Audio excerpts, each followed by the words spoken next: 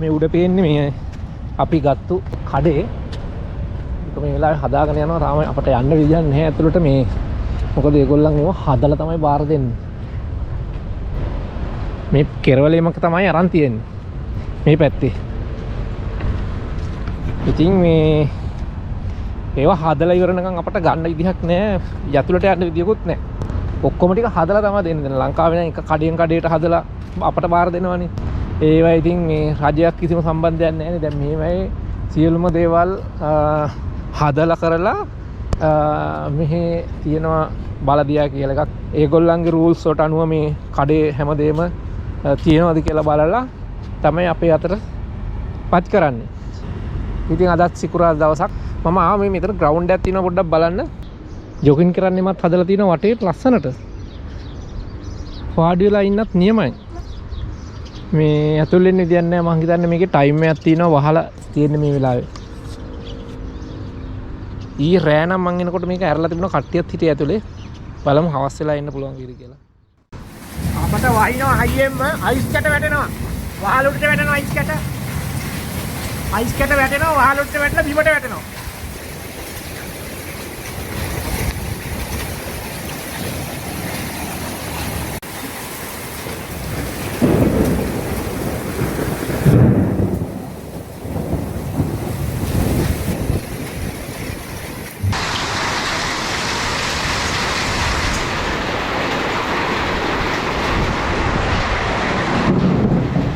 Corona විදිහට කොටනවා මායියේ.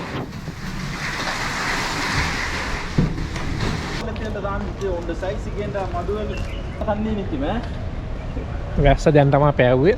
දැන් එළියට බැස්ස වෙලාව 5:10යි. කට්ට කරුවලයි 5:10ට.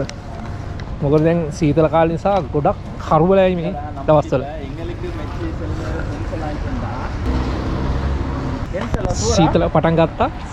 ඒ හින්දා පොඩ්ඩක් මේ චාර්ජ් එකක් බොන්න යන ගමන් මේකට යනවාද මේකට යනවාද මේකට යනවාද මේකට යනවාද මේකට යමු.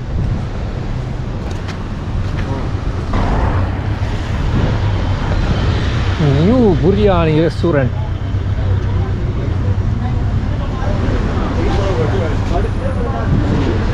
චාය දෙකක් බොන්නද? චාය දෙකක් ගන්නකො. මයියා තෙමෙනව නේද? වැහැලා හොඳටම තෙමිලා. යායම තෙමිලා තියෙනවා. වරුසාවට තෙමිලා තියෙනවා. ෂවර්ම තියෙනවා. යාර දෙකක් දෙන්න. යාර දෙකක්. යාර දෙකයි. යාර දෙකයි.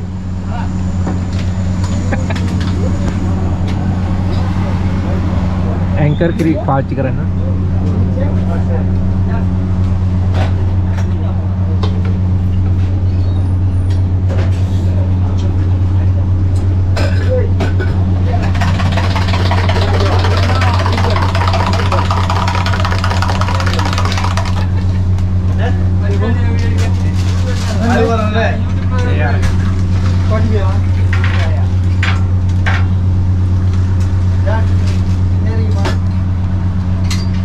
Thank you.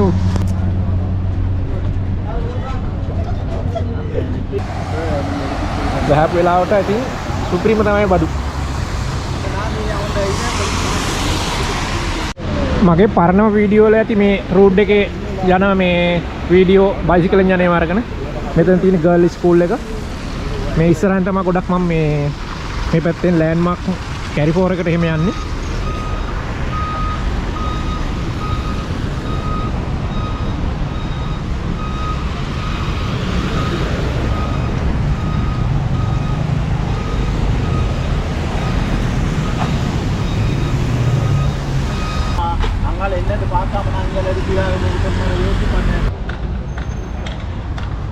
වර්ෂාවෙන් පස්සේ මේ අපේ හදාගෙන යන කඩේ ගාවට ආවා මේ ටිකක් බලලා යන්න.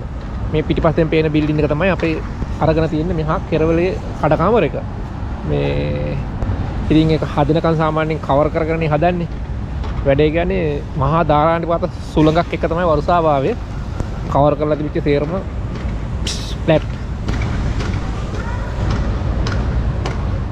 මං හිතන්නේ මේ අන්න අර කවර් කරගෙන හදනවා ආපහු. මේ පැත්ත එක තමයි අරන් තියෙන්නේ.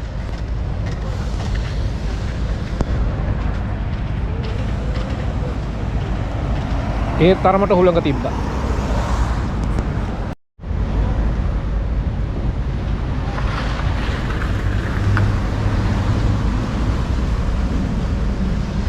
සේරම ගලවගෙන ගිහිල්ලාද? අප්පට දිරි මේ පැත්ත සමතලා වෙලා.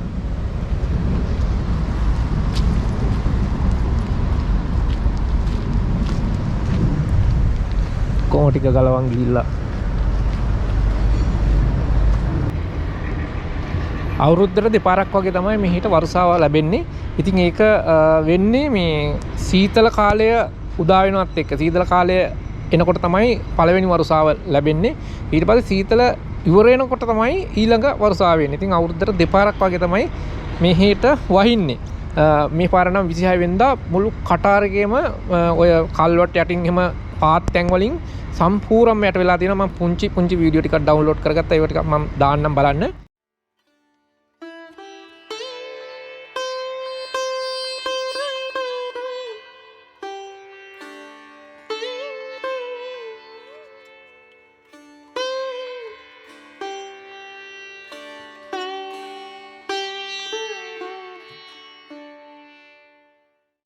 ඉතින් මේ ඔය විදිහට තමයි වර්ෂාව එන්නේ මුලින්ම ඔන්න මේ සැරේ ඔක්තෝබර්ලාවේ ඔක්තෝබර් 26 තමයි හොඳටම වර්ෂාවක් වැස්සා පැය 3ක් විතර එක දිගට වැස්සා.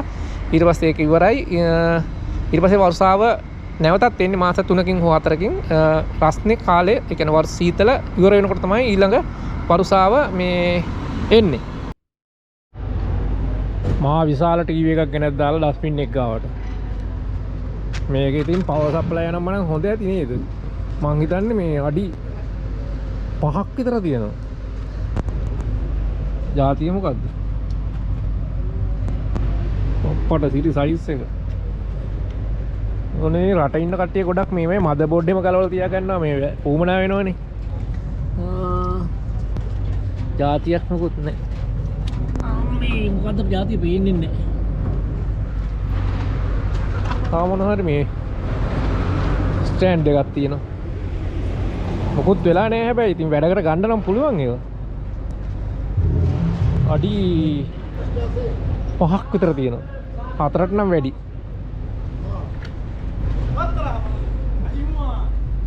ඩස්බින් එක ගාව තියෙන්නේ ටීවී එකේ සයිස් එක. හැබැයි ඉතින් ලංකාවේ ටීවී හදන කෙනෙකුට නම් ඉතින් වටිනවා. ගොඩක් මෙහි ඩස්බින් ගාව ඔය වගේ ටීවී ගෙනත් දාලා තියෙනවා.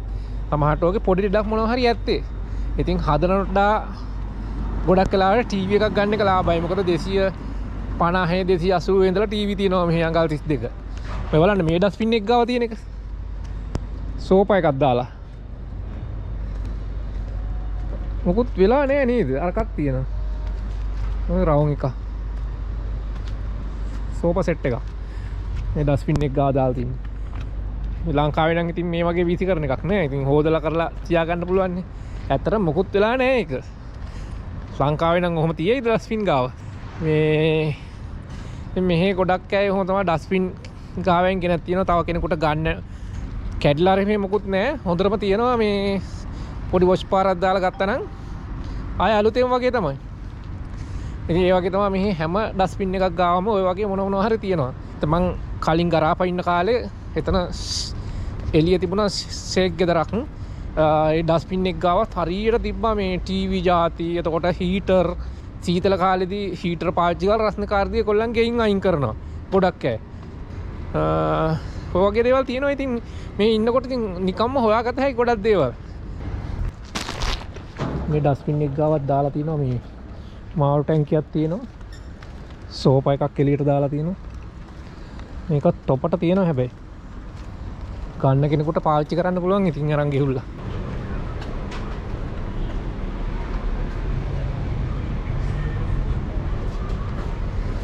හලෝ කොහොමද? කොහොමද? මොකෝ එන්නේ? හොඳයි. ආව බලන්න ඔයාලා ඉන්නවද කියලා අපෝ. ඉන්නවා තාම ඉන්නවා. වැඩ කරගෙන යනවා මොකෝ වැඩක්ද? වැඩක් කර ඉන්නේ දැන් ඉවරුනේ. එන්නේ ඉතින් ඉස්සරහට කතා කරන්න. මොකෝ එන්නේ ඉතින්? මොකුත් නෑ ඉතින්. TikTok ස්කෑන් කරනවා.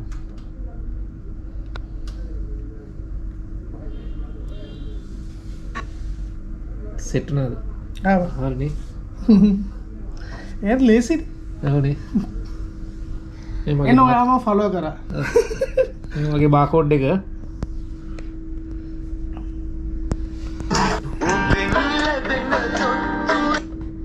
මමත් ෆලෝ කරන්න මෙන්න මේ වීඩියෝ හරි මෙන්න මේක මේ තියෙන 59ක් වෙලා දැන් 59k එක මේ ඒකේ ෆුල් වීඩියෝ එක දැම්ම ඒක ගියේ නෑ ඒක 2000 ගන්න ආන් රයිට්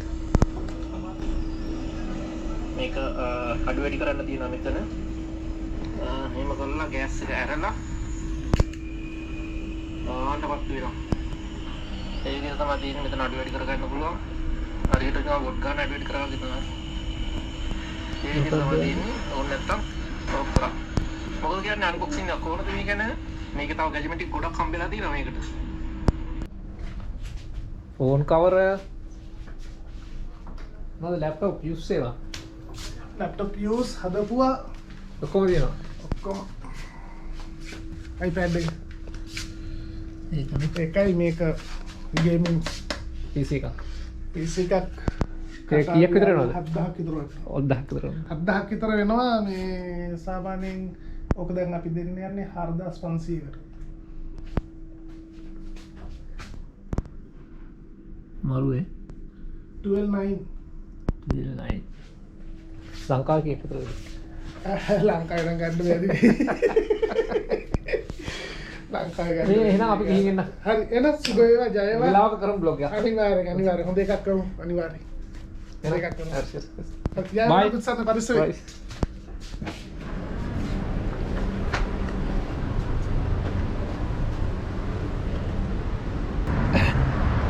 දැන් ඉතින් ආපු පාරෙම සුපුරුදු පරිදි ගෙදර යන්න තමයි තියෙන්නේ